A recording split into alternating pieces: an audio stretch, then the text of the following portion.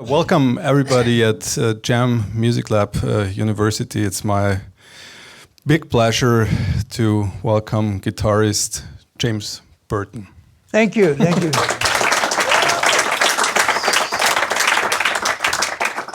So James, you became one of the most recognized guitarists in history of rock and roll, rhythm and blues, country-related music. You played with Elvis Presley, Ricky Nelson, Johnny Cash, John Denver. You got all awards.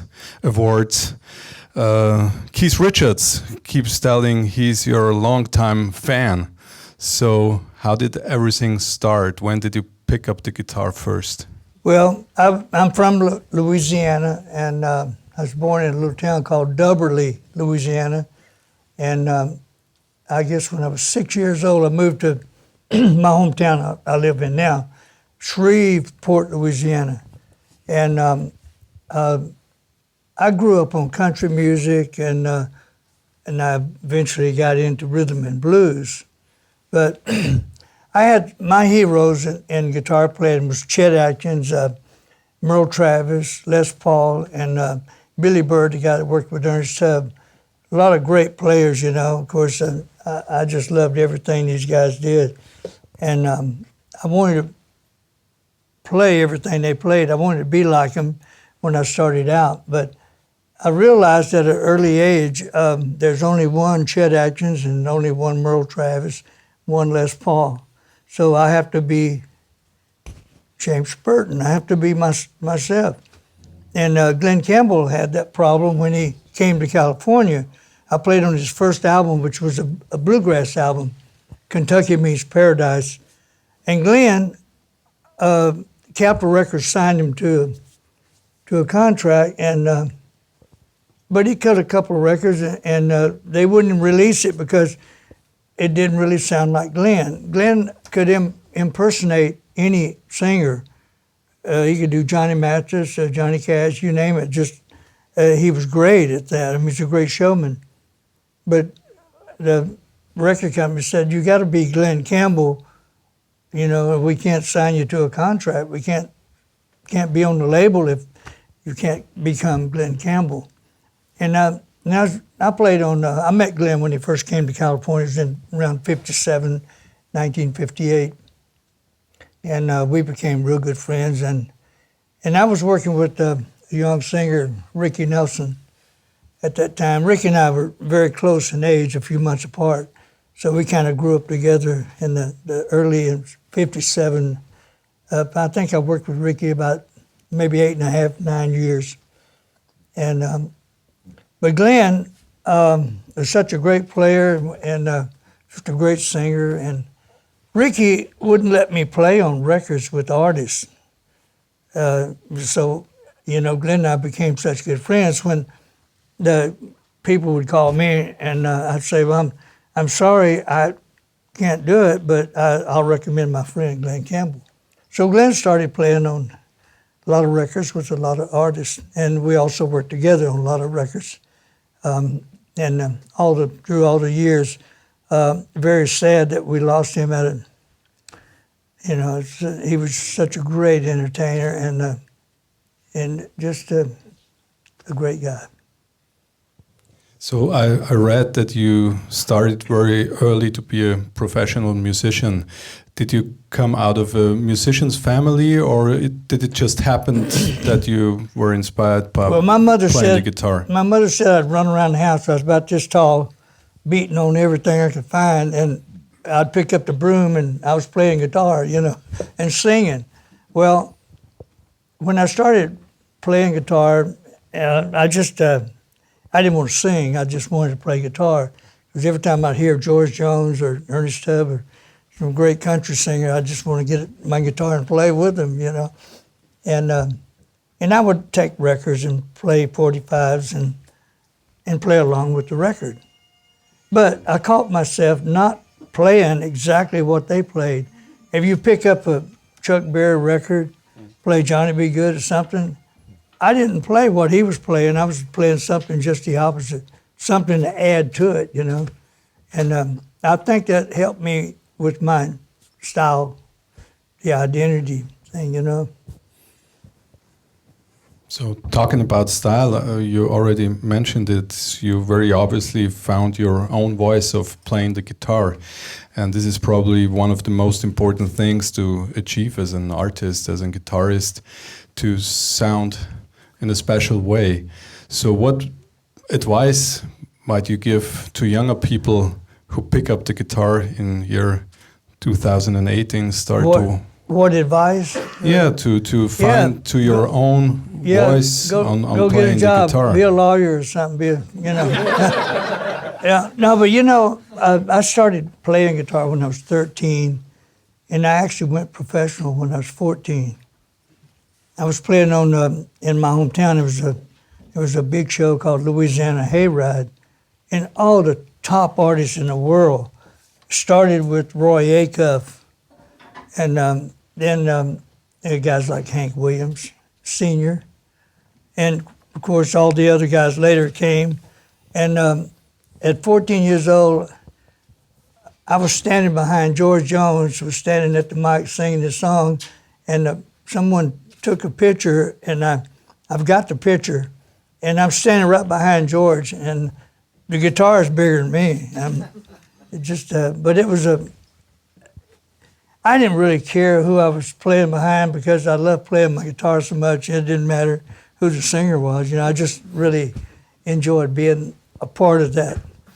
And but anyway, I went professional when I was 14, and I wrote a little instrumental when I was 13, and I was working with this blues band, a guy named Dale Hawkins, and I wrote this little guitar lick, and it was an instrumental.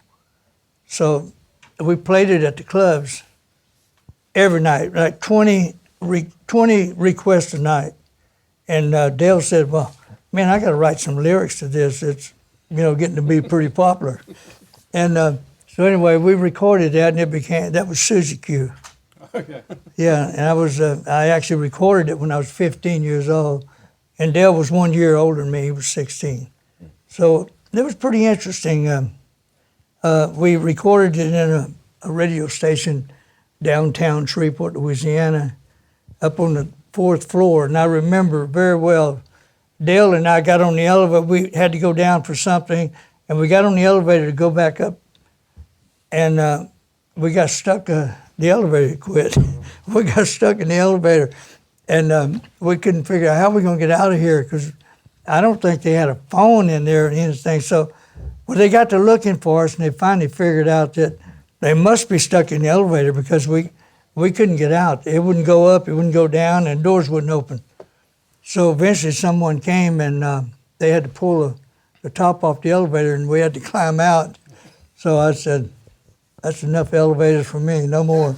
And I met Mr. Otis' elevator in Vegas, working with Elvis, and I got on the elevator one night going up to my room, and this older man was on the elevator, and he looked at me and he said, didn't you play in a show tonight with Elvis? I said, yeah. He said, well, I'm Mr. Otis.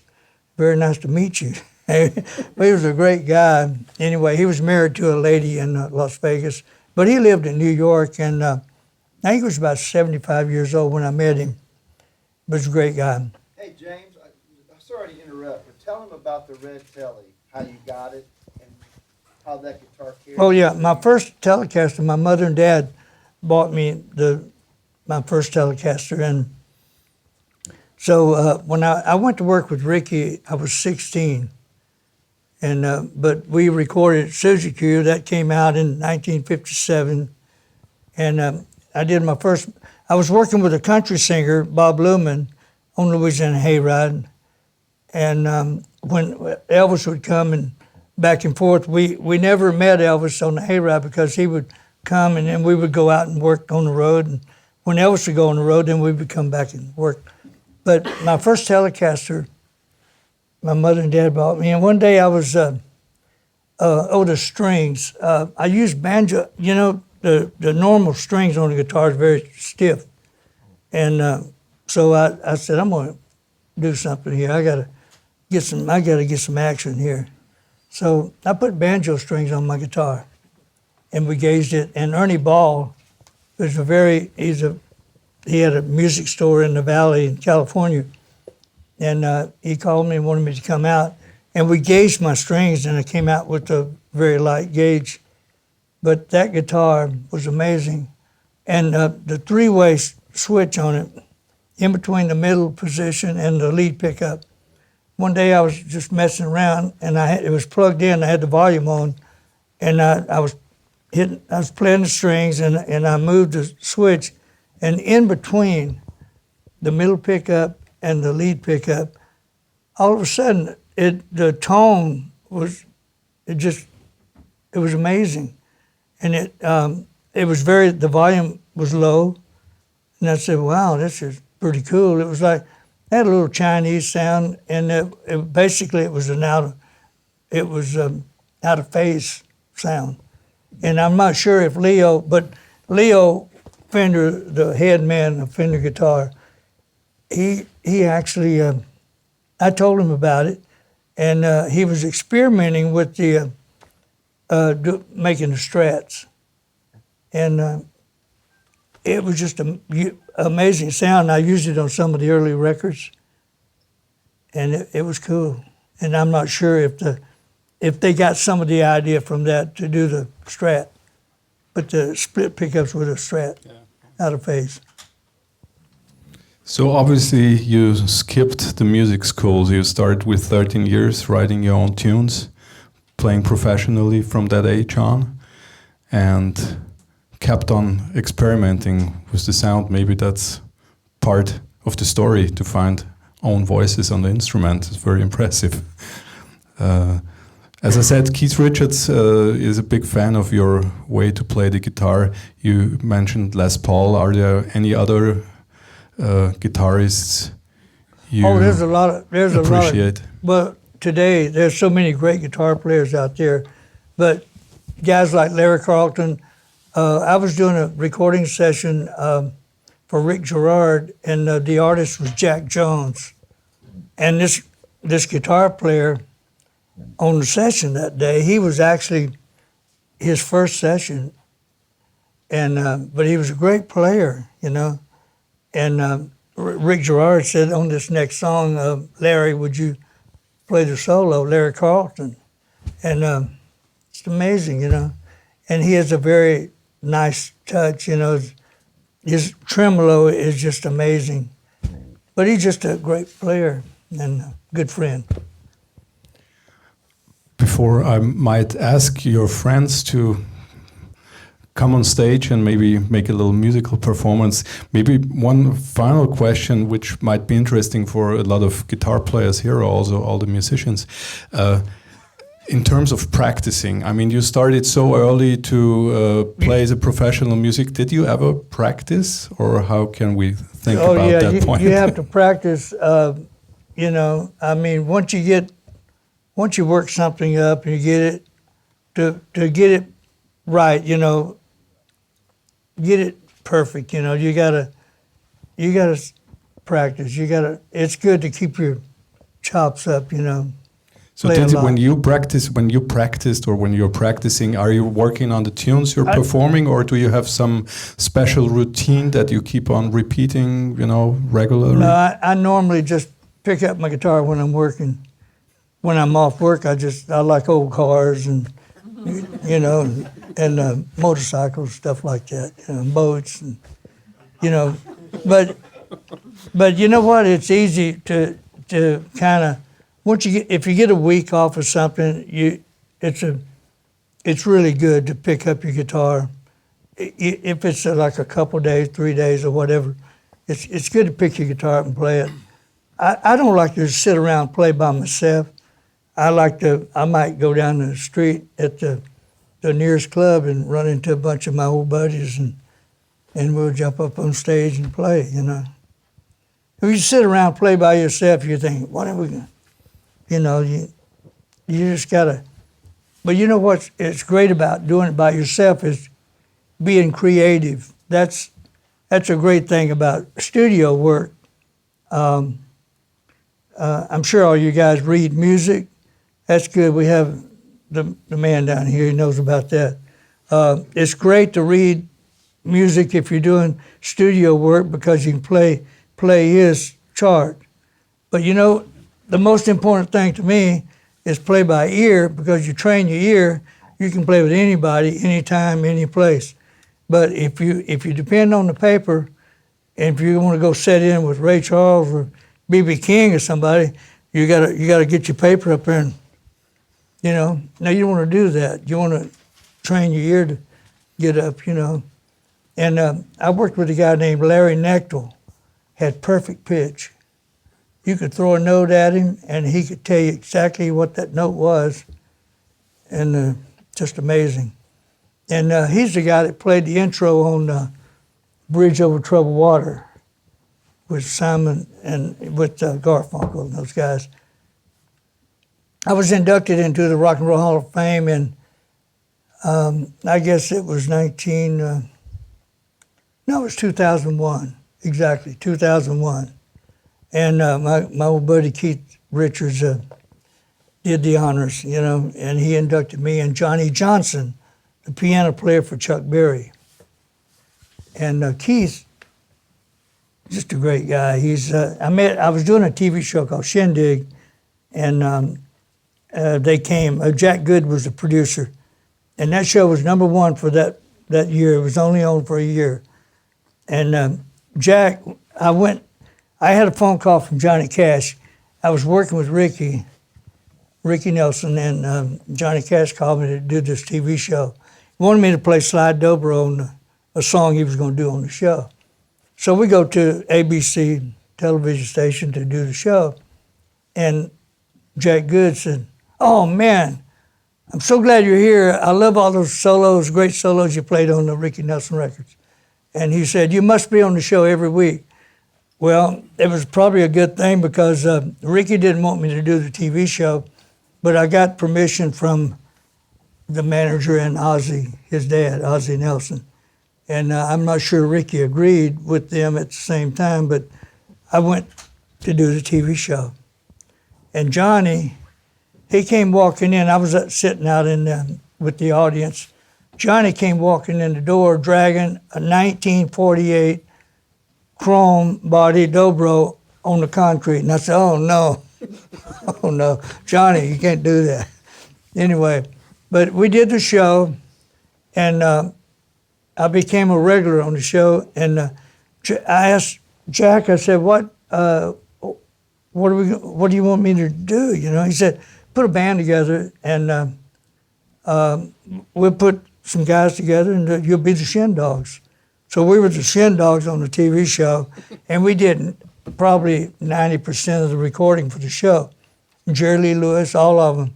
As a matter of fact, when Howlin' Wolf came to the show, when the Stones came, the Rolling Stones, Jack Good, Keith Richards called Jack Goods, and he said, "Jack, we need a favor. You know, we come to the show. We want to bring someone." Jack said, "Whatever, that's fine." So they brought Howlin' Wolf to the show, and I got to play guitar with Howlin' Wolf. Man, that was so cool.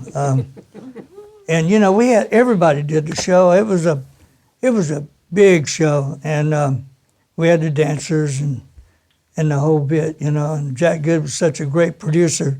It went to #1 right away. Then they had Hollywood Go-Go, Hullabaloo, and all those other shows, but we beat them all out, and it was a great show. And Jerry Lee Lewis was on the show one night, and Neil Sedaka. So they had this huge grand piano, and they had this little baby grand up here on top, and Neil Sedaka was sitting, he was up on top. And Jerry Lee's got really strong legs, and he was sitting there, and he would take his legs and he'd pick that piano up, and Neil Sedaka said, "Oh, Jerry Lee, don't do that." I mean, it was funny. But anyway, enough of that. But it was so many great artists, Glenn Campbell, Ray Charles, all, you name it. They were all on the show. It's a big deal. James, it's such a pleasure to have you here. So thanks one more time for coming, and thanks for bringing your friends. So maybe I may ask Daryl Tony to and to the stage. Daryl, this guy's a protege. This Jerry Reed, great guitar player, great singer, great writer, and I'm sure you're the record guitar man. He wrote so many great songs, and Elvis was recording it, and everybody in the studio said, we need that guitar on this record. Tell them a story. Well, they were recording Guitar Man, 1967, and Jerry experimented with a lot of really unusual tunings. And this particular tuning, he took the B string and tuned it up a whole step, and then he was drop D, and he was playing a nylon string guitar, and he did that because he heard it in his head, but the fingers wouldn't go there. So he said, well, I can fix that. And he starts retuning the guitar so he could reach what he was hearing in his head. And so when the guys were going to cut the guitar track to Guitar Man, they were going, I have no idea what he's doing. And so Felton Jarvis said, Elvis, you want it to sound like the Jerry Reed record? And he said, yeah. He said, well, then let's call Jerry Reed. Now, you all know Jerry? He was in a lot of movies with Burt Reynolds, Smokey and the Bandit and Gator. But he had hits like When You're Hot, Eastbound and Down. And great guitar player, great singer. So anyway, Jerry's career was just kicking off. Of course, Elvis was already the biggest star in the world. So they're in Nashville at RCA Studio B, and Elvis says, well, find Jerry Reed. So Felton Jarvis got on the phone, and he said, Jerry's wife, he said, I need Jerry to come down to the studio. And she said, he's fishing. And he said, do you know where he's at? She said, I know where he's at. He said, go find him. So she got in the car, ran down to where he was, and said, Jerry, Elvis is recording Guitar Man, and he wants you to play on it. Now, Jerry was really a funny person, and James knew Jerry well. I knew Jerry. And Jerry said, he told me this. He said, son, I don't want to sound like I was excited or nothing, but I was down there in 2.5 minutes, and I was 18 miles away. Yeah. And he walked in the studio, and they're all waiting on him. And he said, man, I've been fishing for 3 days. He said, I hadn't shaved. He said, I smelled like a dead carp. And he said, I walked in there, and there was Elvis. And he walked up and said, hey, Elvis, I'm Jerry Reed. You're the prettiest man I've ever seen in my life. I kind of wish I was a girl, Elvis. And they went out in the studio and cut Guitar Man and made history. But that's how that came about. I don't read enough to hurt my playing. But, if it's something that I told Henry when he called me, I said, now if you want a guy to read all that stuff you write out, you need to call Tommy Tedesco. That name's familiar, right? Tommy Tedesco. Tommy's no doubt, he was the very best guitar reader in the world. He had first call for every movie, and he played on probably every movie soundtrack that was done. As a matter of fact, he called me one day and he said, James, I need a favor. And I said, sure, Tommy, whatever. He said, I'm doing a thing next week and I need you for 3 days at MGM. I said, okay, I'll be there. So I walked in, I had no idea what it was. He wouldn't tell me on the phone. He said, I'm your rhythm guitar player and you play all that other stuff. And I said, okay. So when I got there, I noticed they were playing some stuff up on the screen, and it was Ann Margaret was up there dancing, and we could hear the track playing. So we went in, we had to recut the music for the movie, for the soundtrack. And so anyway, it was Elvis, Viva Las Vegas. So Ann Margaret's up there dancing, the producer, and I was just reading the chord chart. The chord chart's okay for me. I can deal with that. But the number chart, there's something about the numbers. David Briggs, a great piano player in Nashville, he said, he wrote me out a chart and it was all in numbers, 1, 4, 5. I said, what is this? He said, that's your chart for the song. I said, no. I like the letters. I like the A. I'm in California. You guys are in Nashville doing all this number stuff. But anyway, it worked out. It was so good. I got close enough. and it was a real treat. But anyway, I won't go any more with this. But I think we should play a song. What do you think? Sure. And when I wrote Suzy Q, my finger, it was like, didn't have enough bite. So I said, that banjo player's pretty hot. That sounds pretty good. Steel guitar, you know. So I started using the finger pick because it worked when I played steel guitar. I would use them. You know, I said, you know how to work on a guitar, just playing guitar.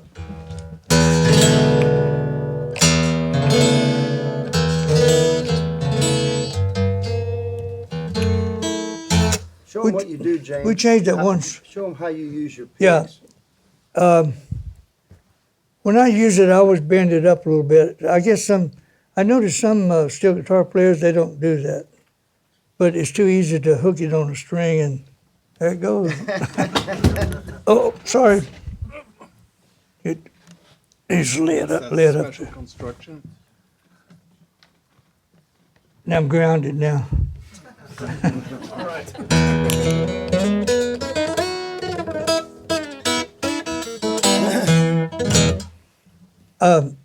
Yeah, so I started using the finger pick and the light strings, and boy, I was set.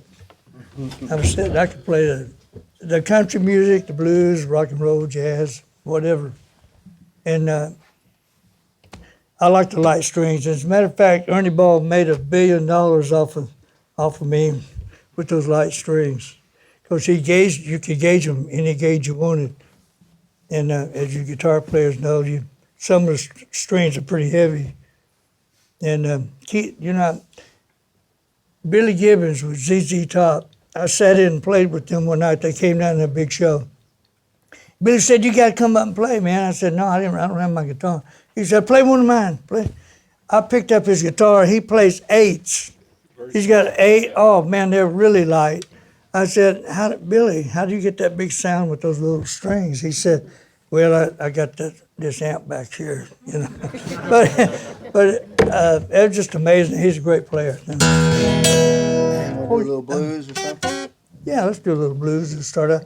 Or you know the thing, I recorded with so many great artists, and I know you probably wouldn't believe me if I mentioned a few of the names. I'm not a name dropper, and of course I played with Buck Owens. Buck Owens got him a contract with Capitol Records, and he ended up marrying his Buck's wife.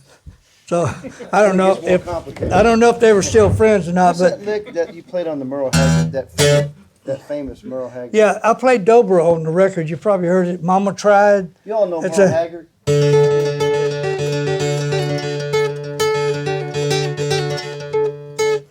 It's a little banjo lick that I played, and then Roy Nichols played the other part. But I played this all the way through. Yeah, let's play some blues.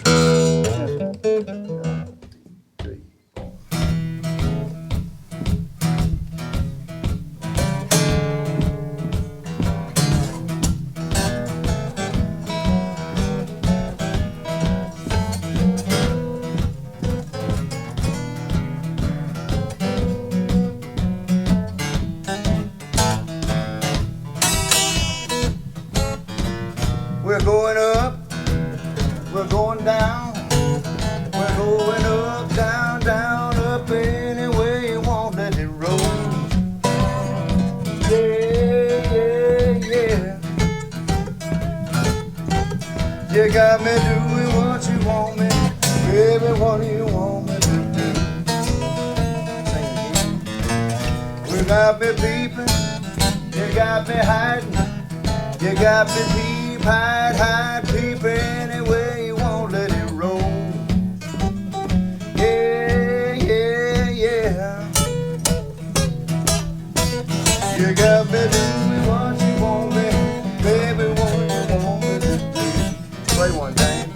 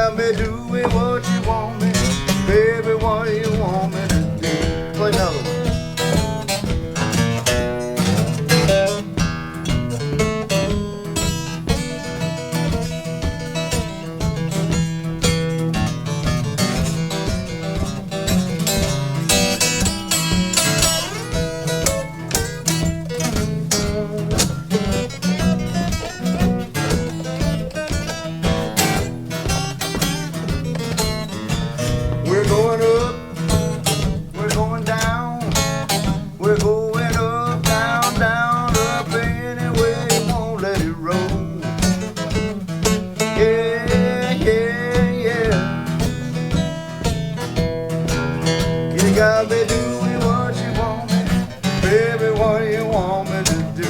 Let's tag it. You got me doing what you want me, baby, what do you want me to do? Yeah.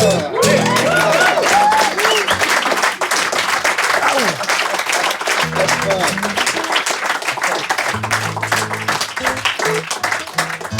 You know, when I started out with Ricky, I don't know, you probably don't know some of those songs. That was probably way before your time. Poor Little Fool. We did Traveling Man. You know that lick I did?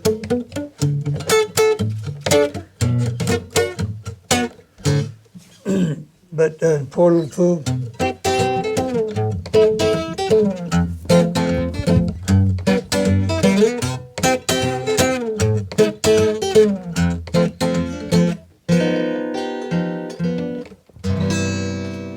There's so many songs. What's that monkey song that you did the intro on? Y'all remember that? Hey, baby, yeah. Baby, let Mickey sang high. Those session players are so great because you go in with a song, and those session players, guys on James' level, they just have those ways of coming up with all those cool hooks right off the cuff. And you know, you all know, you hear that intro, you hear like one or two bars, and you know what song it is. Yeah, When maybe I they did, have questions. we got to play Susie Q for him. Oh yeah, play a little Susie. Yeah. Q. That was when I was 13. I wrote that little lick. It became an instrumental. But We'll sing the chorus. No, sing the chorus.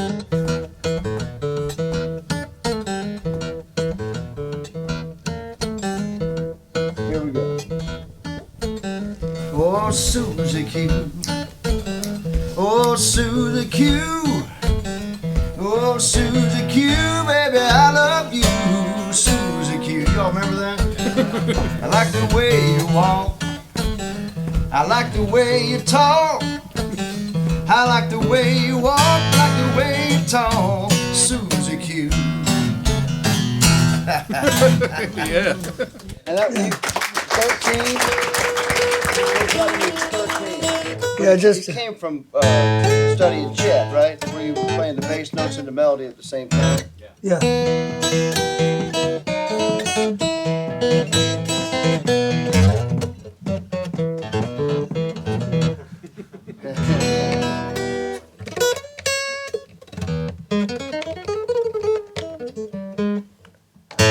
Remember this?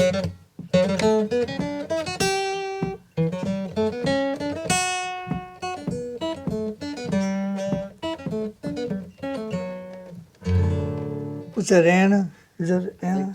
Think so. You know, there's a lot of ways what the finger pick with the two strings. The two-string thing, it's easier on electric guitar. But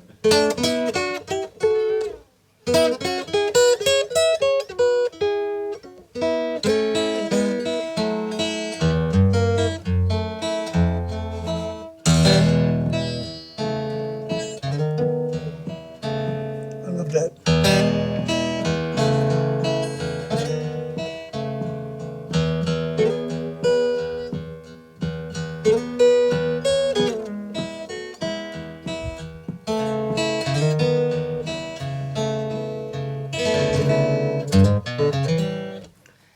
Should we do that twin lick for it? No. Tell them real quick about. Tell them the quick story, and we got to go about Leo Fender when you did Music Man.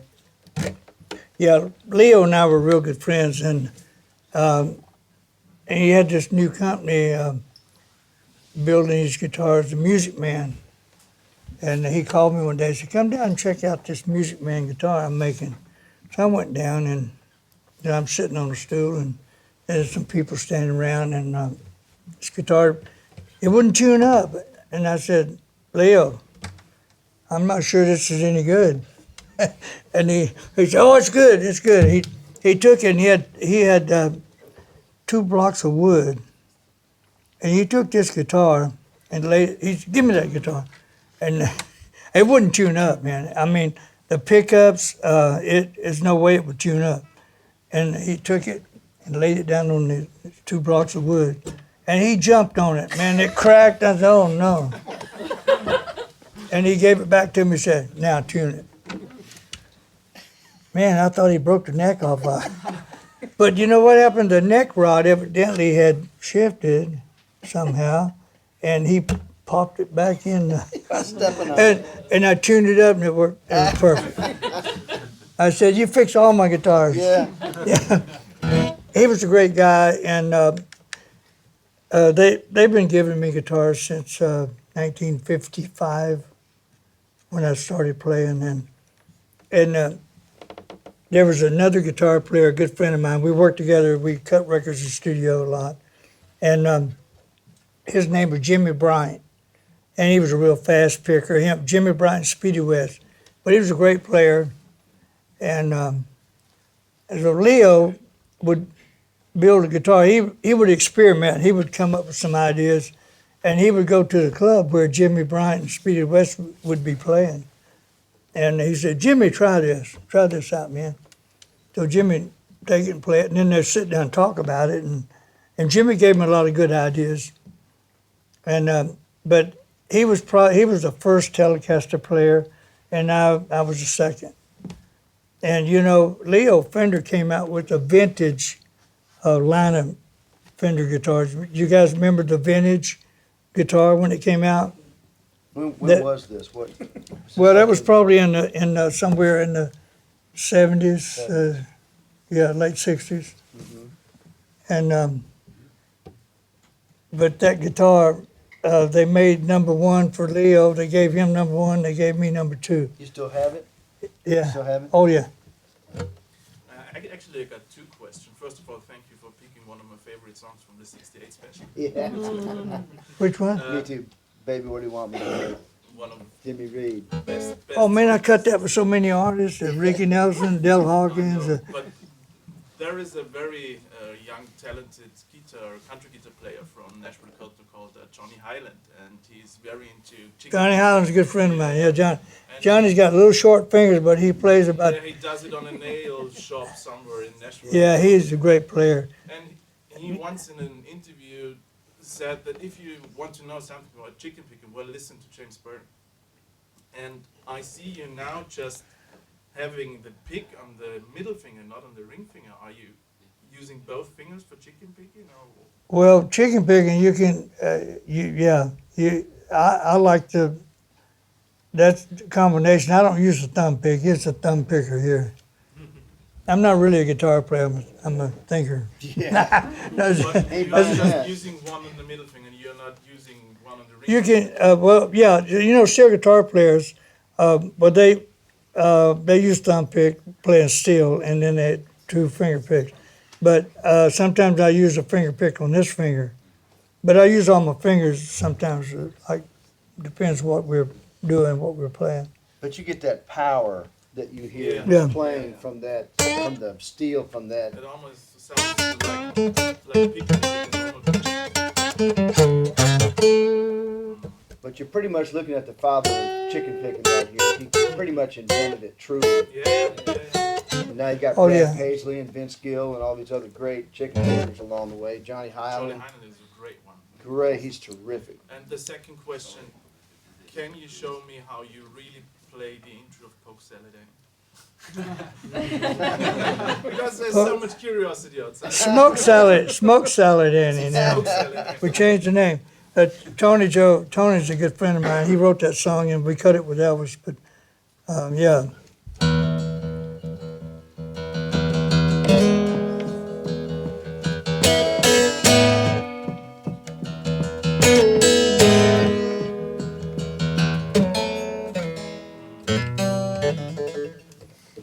Yeah, all that stuff, yeah.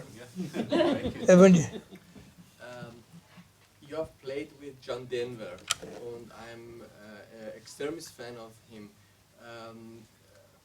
What is your opinion about John Denver and his style of guitar playing and music?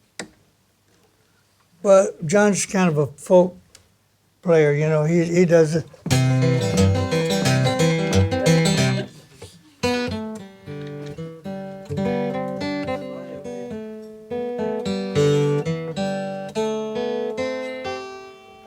Yeah, John's great. The thing about John is a lot of his songs sound a lot alike, you know, sometimes maybe a different key. I got a great story for you. We were in Australia. We did a record at the Opera House, and John had two 12-string guitars on stands, and evidently they got switched around, different tunings, open tunings. But we were getting ready to play Eagle and the Hawk. So John started out up there, and he went all the way down, but he had the wrong guitar. And we had a symphony. We had a huge orchestra. So John played that intro, and he got down, hit that last chord, and it was loud. And the symphony, they came in, and it was all in the wrong key. And, oh man, he was so embarrassed. He said, "Well, like they say in the studio, take two." Yeah. But yeah, that was funny. But the guitar was tuned. One was tuned down to a C, and one was in a D. So That's hilarious. yeah. But you know, attempted performers, things like that are gonna happen. And when you do, keep a cool head. If you're calm, the audience is calm. It's better off just to go, wow, that was truly terrible. Can we do that again? I mean, I saw Jerry Reed on TV one night, and he kicked this funky intro off, and he missed it. And he went, stop, stop, stop. I missed that. It's okay. Nobody died. It's just a song. You know? And then everyone laughs and everyone's comfortable. But when you make a mistake, what you don't want to do is freeze. Then everyone in the audience freezes. Just we're all people. Sometimes we mess up, you know.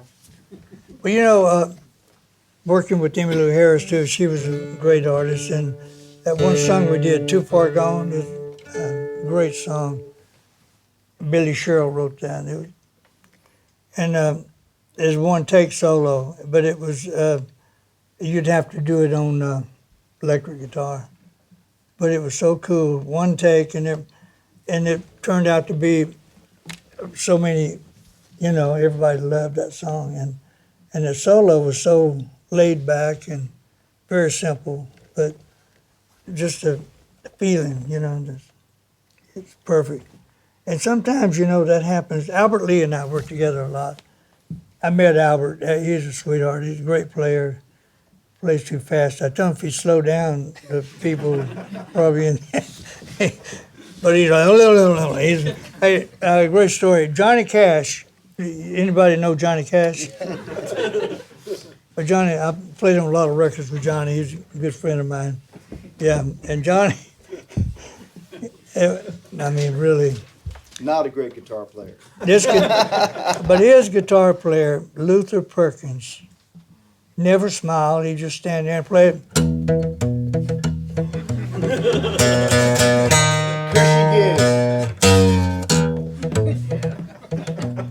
That's it. He walked in Chet Atkins' office one day, and Chet was real busy doing the paperwork and everything. He walked in, he said, "Chet, I got it." And Chet, "What do you got, Luther? What are you talking about?" He said, "You know, you guys are..." He said, "Yeah?"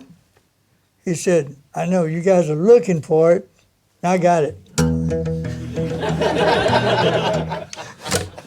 That's a great story. Hey, leave them with this story, because I know we got to run, don't we, Dan? Tell them, I've been so fortunate to hear all these stories, and I still hear new ones now and then, but tell them about when you were with Emmylou and you were on tour, because he worked with Emmylou at the same time he was working with Elvis. When the Colonel booked a tour or something. Tell them that story. That's a great story. You know, we were in Europe, in London, as a matter of fact. We were on tour, and I had X amount of days off, like maybe 2 more weeks. And I get a call from Tom Diskin is Colonel Parker's right arm, probably his left arm. Anyway, but he said, "Did you get the contract for the Colonel booked a tour with Elvis?" And I said, "Hey, I'm booked. I'm working with Emmylou. We got 2 more weeks to go."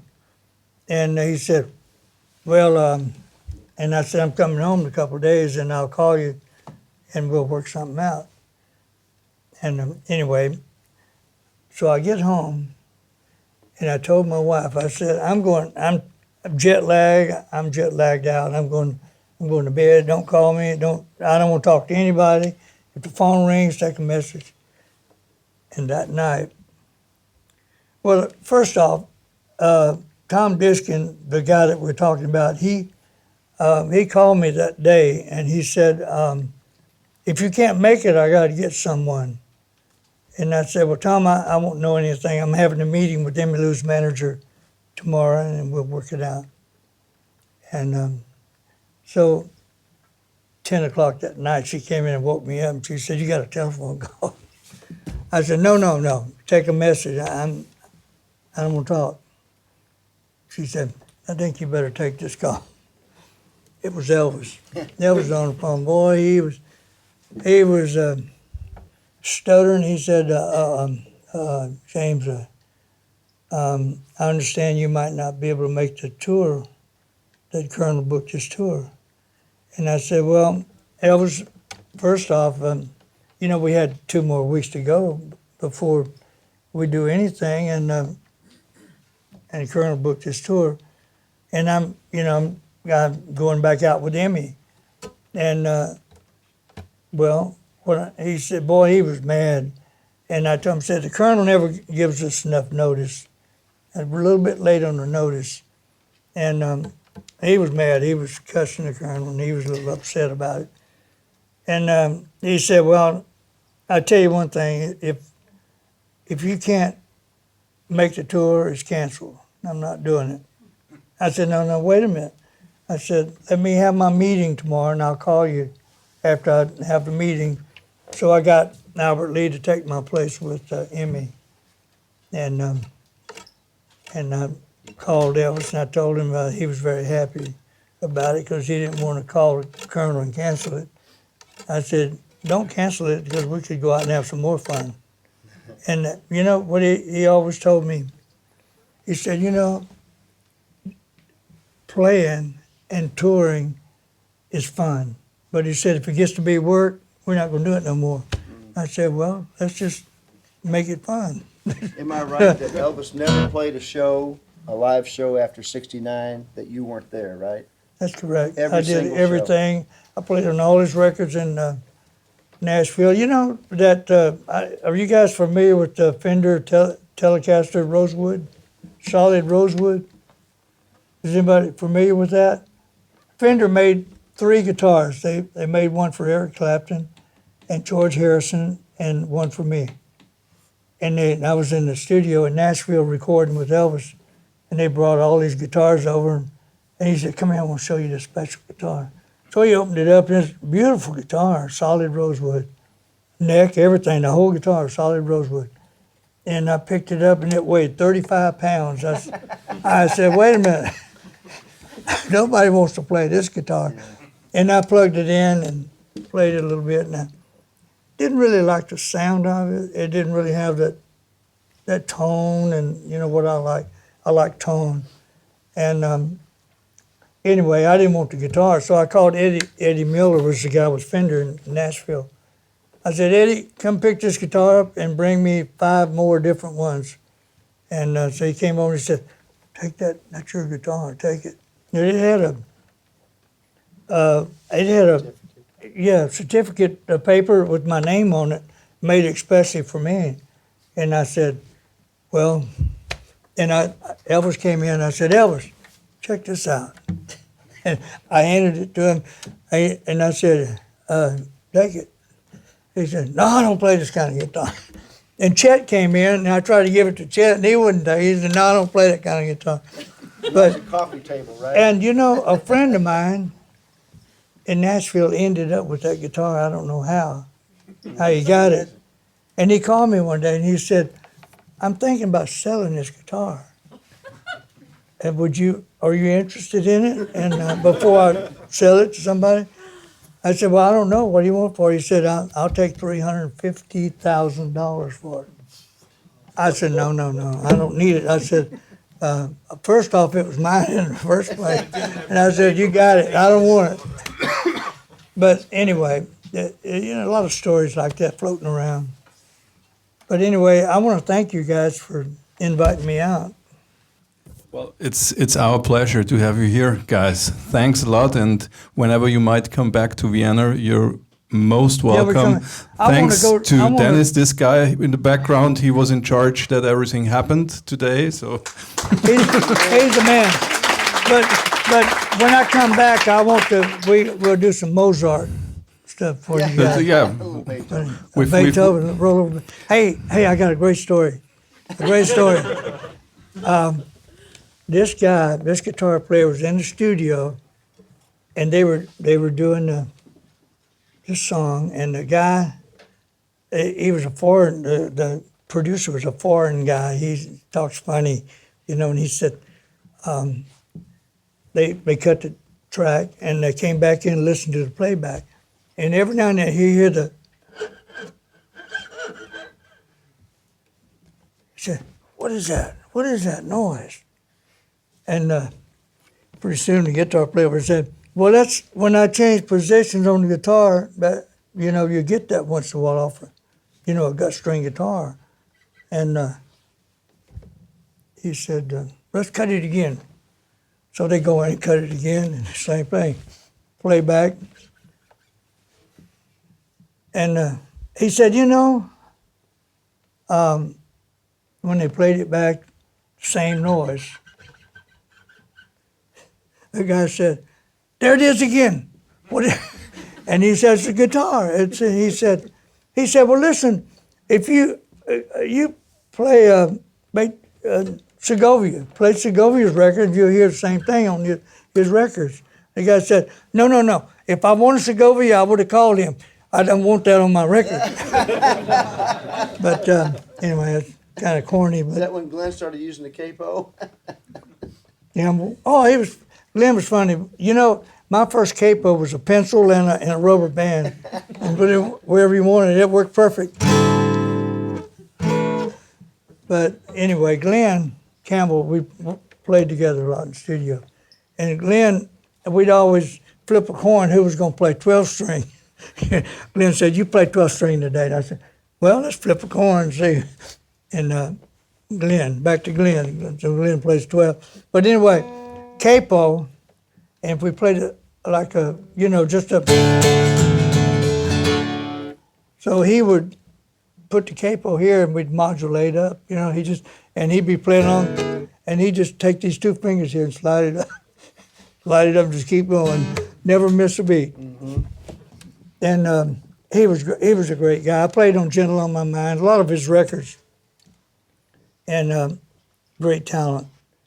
And but this guy right here is a killer player, a killer singer, and a great producer.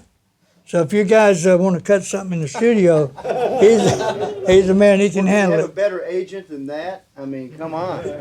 But when you go studio work, it's pretty disciplined. You have to be careful. I did a direct-to-disc record with this guy in L.A. It was great. It was with Amanda McBroom. The Rose. Oh yeah. We did that direct-to-disc. And you go in, the first day you go in and you actually rehearse it. One side, 6 songs, you rehearse it. And the next day you come in, you cut those 6 tunes, but it's straight through. When they turn it on, when they count it off, you go through 6 songs without stopping. And I mean, you stop. Are you familiar with direct-to-disc? Have you heard of this before? I mean, they would come through at the end of the song and you'd finish and go, and you can't breathe, you can't move, rattle a paper, nothing, because it literally is mastered, finished when you're done. Very stressful. Yeah, this was so cool, man. And you have to switch instruments. You can't make any noise.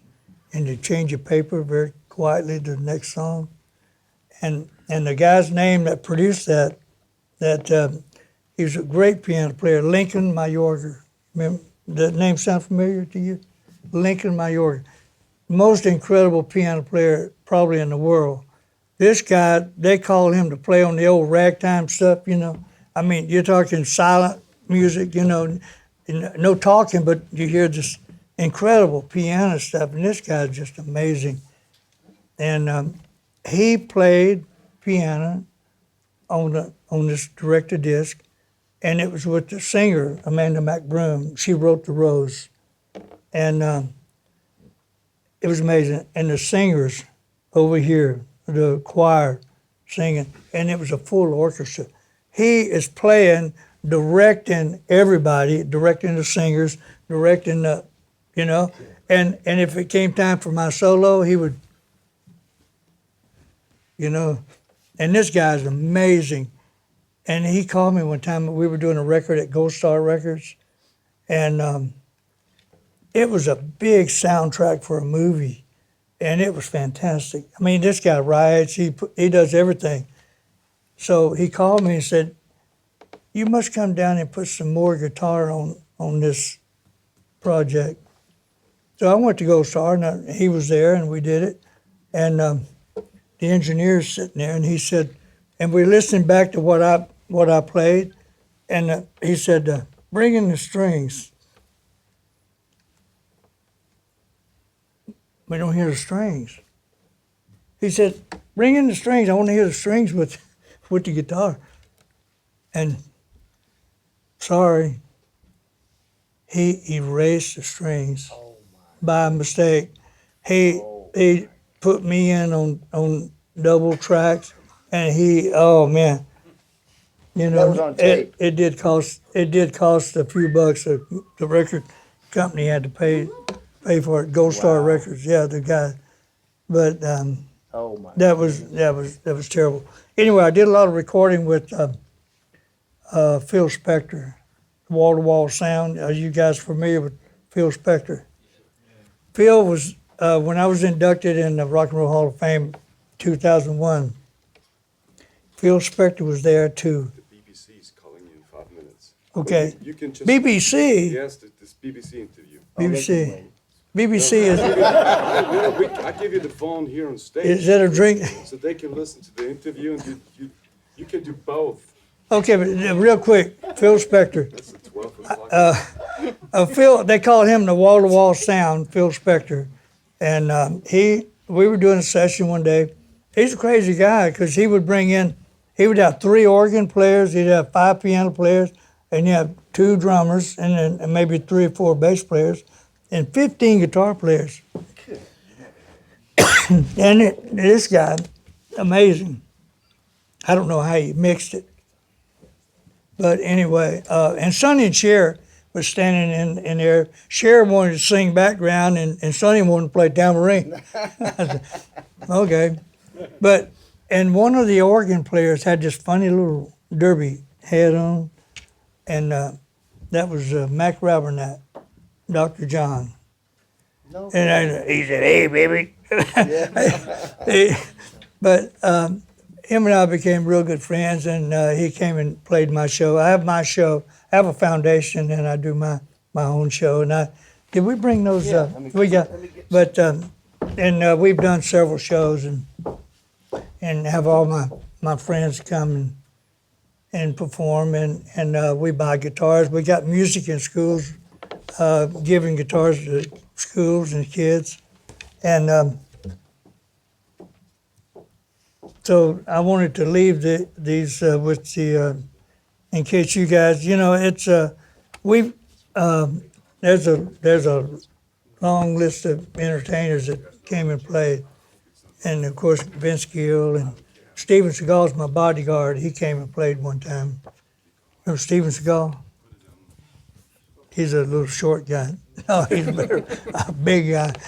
But Stephen, anyway, and we gave guitars also to St. Jude's Hospital in Memphis, and for the little kids, and to the veterans and the Shriners, and on and on.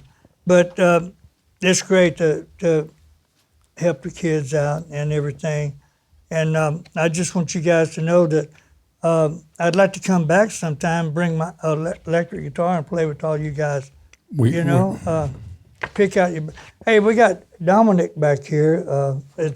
He got up and sang the other night with us, and played great guitar. The only thing you got to watch him, he changes. He puts his tuning down to D. He plays an E. But that's okay. I do the same thing. But you know, I'm like Jerry Reed. Sometimes I do my different tunings and all that stuff. And but he's a master Telecaster player. Anyway, okay. Well, thank you guys. Did I finish my story about Dr. John? Yeah. James, thanks a lot. Thank you, man, for you. Oh, yeah. Thanks a lot. Thank you.